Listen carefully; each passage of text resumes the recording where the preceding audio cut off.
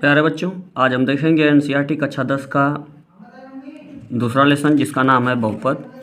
प्रश्नावली 2.1 हमने समाप्त कर लिया है और पहला लेसन भी। जिन बच्चों ने वो न देखा हो उसे जाकर अवश्य देखें।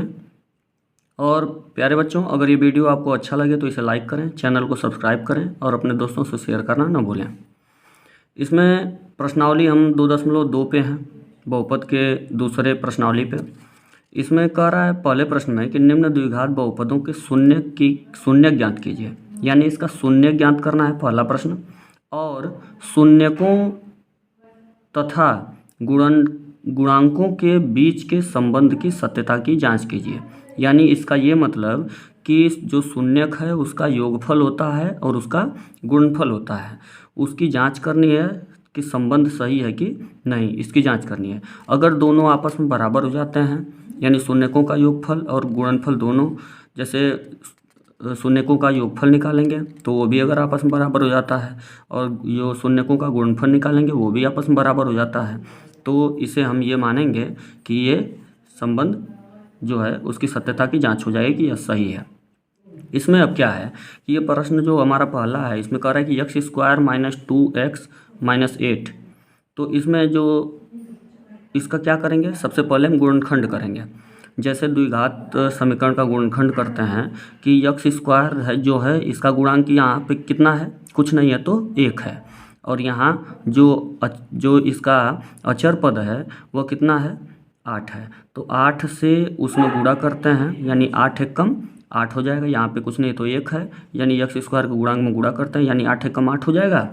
तो कुल मिला के क्या हुआ, जैसे यहाँ पे समझिए कि जैसे 8 का x² के गुणांक से गुणा किया हमने तो कितना आया 8। तो 8 को ऐसे दो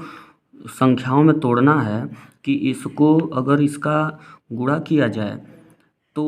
ऐसे दो संख्याओं में तोड़ना है जिसका अगर गुणा किया जाए तो 8 आ जाए और अगर जोड़ा या घटाया जाए तो कितना आ जाए, बीच वाली संख्या यानी 2 आ जाए। तो जैसे हम जानते हैं कि 4 और 2, 4 दूना 8 होता है। तो 4 को क्या करेंगे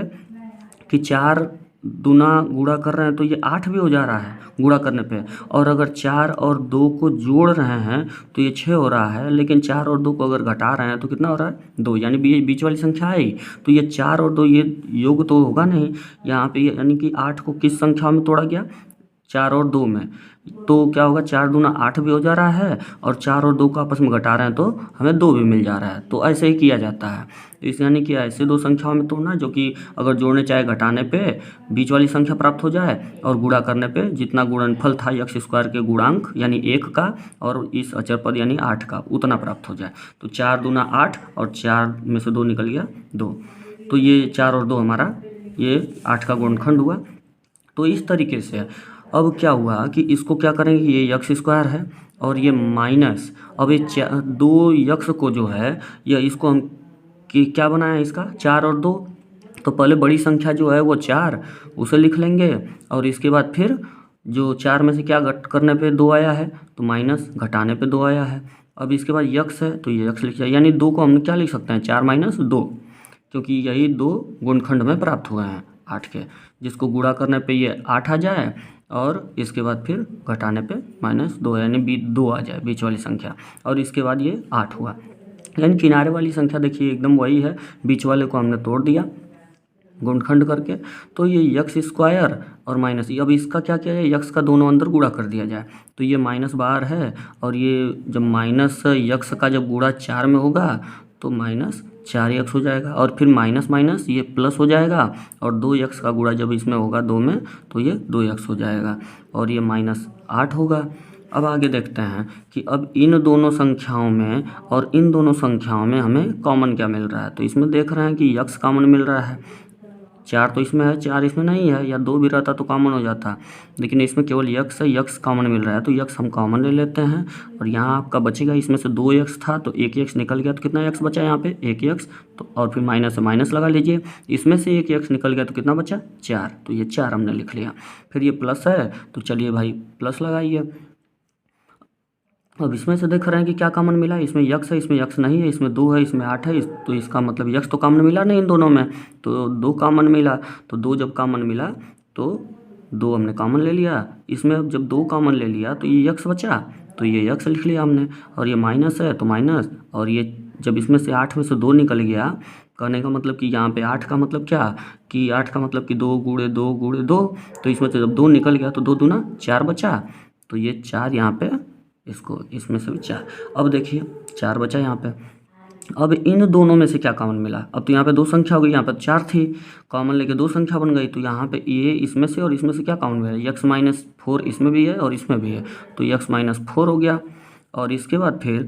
प्लस, तो x-4 हम इसमें से दोनों में से कॉमन ले लिए, तो अब क्या बचा, इसमें से x-4 निकल गया तो x बचा, तो x लिख लीजिए, फिर प्लस है तो प्लस लगाइए, इसमें से x-4 निकल गया तो क्या बचा 2, तो 2 लिख लिया ब्रैकेट में।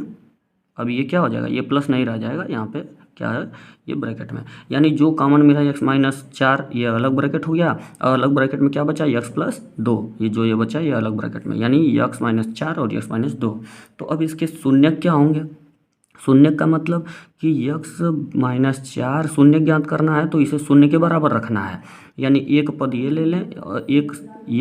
एक बार इसका x का मान और एक बार इससे x का मान निकालेंगे, तो 2 शून्य को मिलेंगे हमें। अब कहने का मतलब है कि इसमें शून्य का निकालना है तो जिस संख्या का शून्य का निकालना है उसे शून्य के बराबर रखना है, तो क्या x-4 का पहले निकाला जाए तो x-4 बराबर 0, तो कितना हो गया, x बराबर कितना हो जाएगा 4, और इससे अगर देखा जाए कि x+2 का निकाला जाए शून्य, तो x+2 बराबर 0 रख दिया जाए तो x बराबर कितना हो जाएगा -2। अब इसमें देखिए हम क्या देख रहे हैं कि यहाँ जो ये इसका ये तो शून्य निकल गया, तो ये भी आपका एक आंसर हुआ। अब इसमें देखिए कि अब शून्यकों का क्या करना है, शून्यकों